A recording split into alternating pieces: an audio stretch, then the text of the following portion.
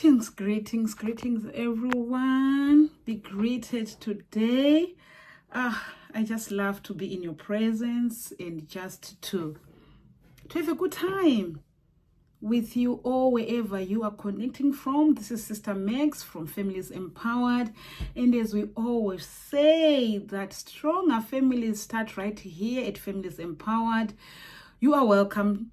And thank you for joining in. If this is your first time, sit back and relax. We have an interesting topic for you. And in case you've not yet subscribed to the channel, please subscribe, comment, like, say something. Let's hear what God has been doing or been teaching you even through this channel. So today I thought, let me just talk about this topic that is really common among people. Christians, business people, it's really common, and I feel personally that it doesn't really get to have the much of attention. We can just talk about it and not really get into depthness. So today let's have a good talk about this topic. So it's called How to Build a Culture of Genuine Support. The question usually is, why doesn't people support one another? Be it in business, in careers, in families, everywhere. You find that there are some that really does and some that don't. What is the issue? What is it really that makes people not to support one another?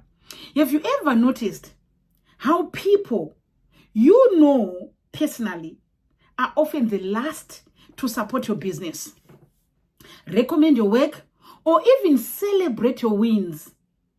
You are doing so much good out there, but you rarely, or you've never even seen anyone talk about, how good they are, or they've achieved this, or they are doing this. They've never done that. And these are people that are very close to you. And this is so common in families where we come from. Families, they really want to celebrate each other. Churches, yes. In churches, it's so common that in your local church, you can be a force in the marketplace. But when they want a certain topic or a certain teaching, they would rather go out there and look for someone to come and teach that topic and not utilize you who is serving faithfully in that church. Friendships.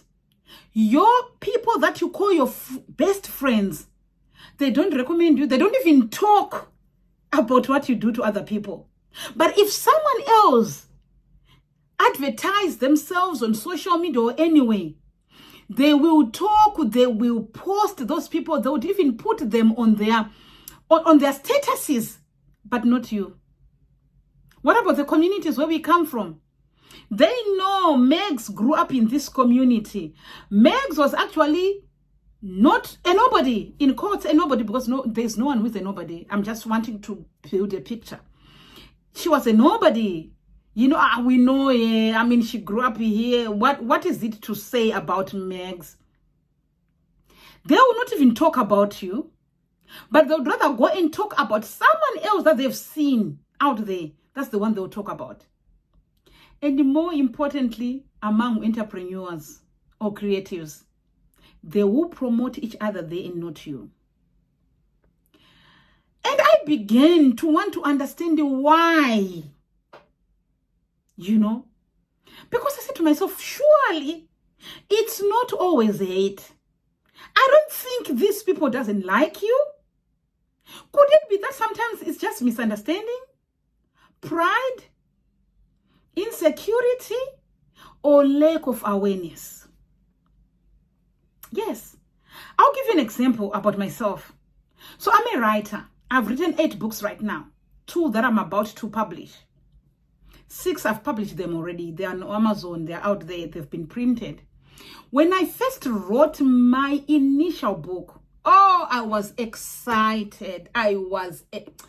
Oh my goodness, I was really excited. I've written a book. I am telling all the people I know, my family. I do a book launch. I do all that. And I'm expecting, listen to me, I am expecting that, oh, it's my family, it's my community, it's my church that's going to advertise me. And lo and behold, it wasn't the case. Of course, some close people, they really bought my book and they were really happy for me. They are talking about it. But the majority, in all honesty, there was nothing.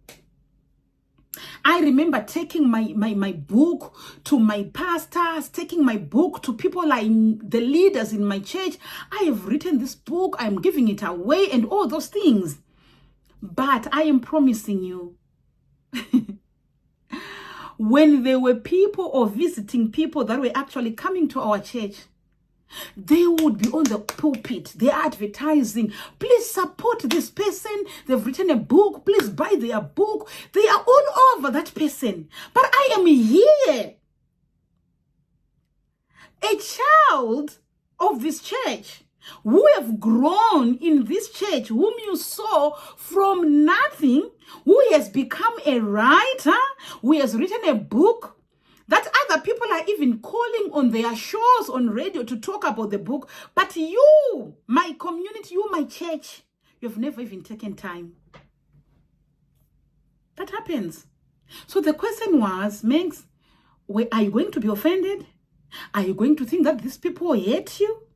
Or they are suppressing what God has built or has put on you? Let's go down with the teaching. It's going to be interesting. The question is, why doesn't people support one another? No, we need to address this elephant, because sometimes we skit around it. We don't talk about it because we feel like we might step on each other's toes, or we don't want. No, this is where it is wrong, where we don't address the truth because we think we might offend other people. No, let's say the truth, because the truth is going to set us free. Okay? First reason why people don't support each other: familiarity. Familiarity breeds contempt. Mark 6 verse 4. A prophet is not without honor except in his own town. Yes, Jesus went through this. They will not even identify about him in his own town. But when he was going out there to preach, they would recognize and appreciate even all the miracles he was doing. Yes, a prophet is not without honor except in his own town. People often underestimate those they know because they have seen their beginnings. What can come out of here? What can come out of him? They remember when you were just starting, when you had nothing, when you were just ordinary. So it's hard for them to see you as established or as capable. Yeah, a prophet is not without honor except in his own town. Secondly, insecurity or comparison. Some people will feel threatened by someone close to them succeeding. That's common. It exposes their own lack of progress or effort. I've been there. Do you know what they would say? They do too much. They are everywhere. They are doing... No, I'm not everywhere, brother. I am not everywhere, my sister. I've been empowered. Yes, I've been given grace by God to do this. And when you actually check what I do, surely, you can tell that this is God using me. So they feel threatened. They feel like, why can't they do what you are doing? They are feeling like, oh, you are exposing our lack of progress or our lack of effort. So they would rather just ignore you or not talk about you. Instead of being inspired of what you are doing, they become envious. Yeah, they're envious of what God is doing in your life. So they think that if they silence, if they don't promote, or they don't talk about it, it's going to die. Oh no. Your gifting will make room for you. James 3 verse 16. For where envy and selfish ambition exist, there will be disorder and every vile practice. That's the truth. That's the truth. Thirdly, pride or ego. People want to be the first or the only one to succeed. People, they want to be the first. Yes. They want to be the first that they've written that book. They want to be the first that they've spoken about that thing. Or they want to be the first that people have gone to talk about their issues too. Or the only one to succeed. Supporting others feels like losing ground. It's not about that, my brother. It's not about that, my sister. No. Listen, you cannot be the first one. And if you are, praise God, let's support you. We are behind you. It's not competition. No. It's just God has given you the grace to succeed before others. So will you look down on others who are not yet succeeding? No, because time and chance happens to them all. Yes. So you know what they will think? If I buy from you, I am making you richer. If I advertise you or if I talk about how good you are, people are going to know about you and you are going to receive accolades before me. Insecurities. But true success is communal. When one person wins, the whole group will benefit. Yes. Have you ever seen that people would probably talk about what you have done out there? Yes. You'll be invited to talk, preach, teach, coach other people out there and accept in your community. Because if we support you or if you support him, he's going to look, oh, that, what about me? It's communal, brethren. If one person wins, the whole group will benefit. It's never about one person. Another reason, lack of vision or understanding. Some simply don't understand the impact of support. They think it's just one sale. I did that. Remember, I said I've written 8 books. My first book, it was like, it's just one book. They're not going anywhere. I remember someone actually saying to me, oh, you now want to preach to us when you just written one book. Look at your Warren Buffett. Look at all these other people that have written books and you've just written one book. This is someone I knew so well who is simply just looking down at me and cannot just say, Megs, you did well. Or some will say, my recommendation doesn't matter. Or maybe they found you doing what you're doing. They found you doing what you're doing. And so they'll say, my recommendation is not going to matter. Not realizing that the word of mouth actually builds momentum. Sisters, we can support one another as sisters. Brothers, we can support one another. Yes. Ecclesiastes 4 verse 9 to 10 reminds us, 2 are better than 1. If either of them falls, one can build the other up. Have you ever seen people that are envious and jealous of each other? Even in the church cycle, they think you are all that, or they thought that they are that. Let them fall. Or I'm not going to support them because they will think. Or they can even do a narrative about you just to discredit you because they are jealous of you right in the church. Yes, they can do that. I remember at some point, one of my pastors, when I was starting in Families Empowered, so I got to sit down with my pastors and they began to see what God had put inside of me. So God called me into ministry right in the marketplace, right? But I knew that the first place that I need to save is my local church. So my pastor got to sit me down and he understood what it is all about that God had called me to do. Because my church was so big, very big in thousands. And I knew that my pastor cannot really focus on one person. He has really put systems in place in the church. And he got to introduce me. He actually wrote an email in my presence to one of the leaders to say, you know what?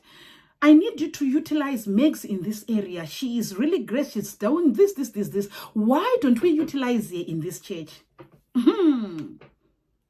Brethren, it is sad to see. It is really sad. It is really sad. And that could not even happen. One day he calls me, says, Sister Megs, did you speak with this person? Oh, no, not yet. No, I told them that I need them to utilize you. No one will steal your thunder, brethren, in what you do. Because you are unique. We are the body. We can never be the same. Look at my hands. When you look at my fingers, they are not even the same size. Look at my mouth speaking. Is my ear speaking? No. Is my nose speaking? No. Because the nose is for breathing. The eyes is for seeing. The mouth is for talking. That's how God has done it. We can never be the same. So don't sit there and judge, suppress the other because of your insecurities. No. So one of the things that I did in the ministry that God helped us establish was, we created a day that we call Business Day. I believe in supporting one another. I strongly believe in making you, my brother, my sister, be known out there. Yes. Why not? Because I know God has given you grace. So why not? Because God is going to use people to advertise you, right? Word of mouth builds momentum. So I said, let's have this business day where you come and you tell us what you do. Give us your information. I am a hairdresser. I do this kind of hair. These are my contact details. I'm a baker. I bake cakes. I'm a caterer. I'm whatever you are. I'm a strategist. I am what you call digital creator. Whatever that you are, tell us and give us your contacts and let's support one another. So then we had some ladies that were doing chickens. And then, so they were doing chickens, rearing chickens and everything, and the business is really doing well. So you know with chicken that when they come to at a certain stage, they really need to be bought and be sold out. So one of them comes in, please support my business. My chickens are now for sale. And then I devise a plan. I'm like, okay, if those that are able, if we buy 2 chickens, right, we are able to actually buy these chickens and they get finished. Or if we buy 5. So I devise a way of buying these chickens and I sent it across. I'm like, let's support one another. Guess what? I am seeing the same people coming back. So no. I bought to this other person that I saw advertising on Facebook. I got puzzled. How do you go? There's nothing wrong to support other people. It's good. But how do you go to support someone else on Facebook? While is this sister of yours here on this platform is telling you that I sell chickens? What kind of a spirit is that? That makes you not to support the sister you know who is here and you go and support someone else out there. Another reason, misplaced trust in outsiders. So sometimes people assume that what's far away or unfamiliar is better. I was saying it now. They go to buy chickens out there and they can't support the one who is near them. It's the grass is greener mindset. They would rather pay a stranger more easily than their friend who does the same or better. The spirit, the thinking, how bad it is. I said earlier on, Jesus himself experienced this in Nazareth. The people could not receive him. They thought, is he not the carpenter's son? We know him. His father is a carpenter. What is he going to teach us here? We know him. We grew up seeing him. I mean, we know him when he was born. This small boy, what will he teach us? May God save and liberate us from that mindset. It is bad. So the consequences of not supporting each other the disadvantages of not supporting one another. Communities will always remain poor and divided. We will never build or do anything. We have other religions right now that support one another. And what is even said is that these religions they are not born again. They are not Christians. They believe in other gods. But the way they support one another, the way they build for the fact that they belong to one religion, that makes them to support one another. And look at them. How rich they go up together. So communities that never support one another, they remain poor and divided. Local talents and businesses struggle to grow because you can't support Sister Meg's. I'll never buy Sister Meg's books because she might get rich. So I would rather buy someone else's books. Or I would rather say to Miss Sister Meg's, I don't read books these days. I don't have time to read books because I just do not want support here. And you know, the other disadvantage, people feel discouraged and unseen. They just feel like, you know what, they can't support me. So maybe I'm not good at this, or maybe I'm not called. Don't give up, my sister. Don't. God will open the door. And we also reinforce the false idea that success must come from outside. It is wrong. I cannot be recognized in that other country, in that other community, whilst my community here cannot even support me. That's wrong. But then, how can we be there for one another? Celebrate others genuinely. Rejoice in others' success as if it were your own. Me, I go all out. The moment I know what you do, I go all out. Because I rejoice in knowing that my brother, my sister can do this. I rejoice in that. And I start to think of ways like, how can we even empower our community? How can we teach the young people from what you know? Romans 12:15, rejoice with those who rejoice. When you celebrate others, you attract celebration for yourself. Be intentional about support. Buy from your friend's business. Share their work. Recommend them. Even small acts of encouragement build confidence and trust. What are our statuses for? We are all over on social media. Instagram, Facebook, WhatsApp. Why don't you put your sisters, your brethren on your status to advertise them? Advertise them. Yes. And don't have selective memory. You only select or support these ones. That one I'll never. No, I never. Because I don't like her. I don't like what she stands for. So I will not even celebrate her. But I would rather really insinuate things about her. Oh, they're busy. They're everywhere. They do everything. My brother, God will silence you. Surely God will silence you. Celebrate others. Build harmony and unity. Psalm 133 verse 1. How good and pleasant it is when God's people live together in unity and support one another.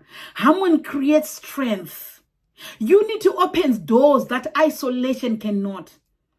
Imagine the people of Nazareth, what they could not take or even receive from Jesus.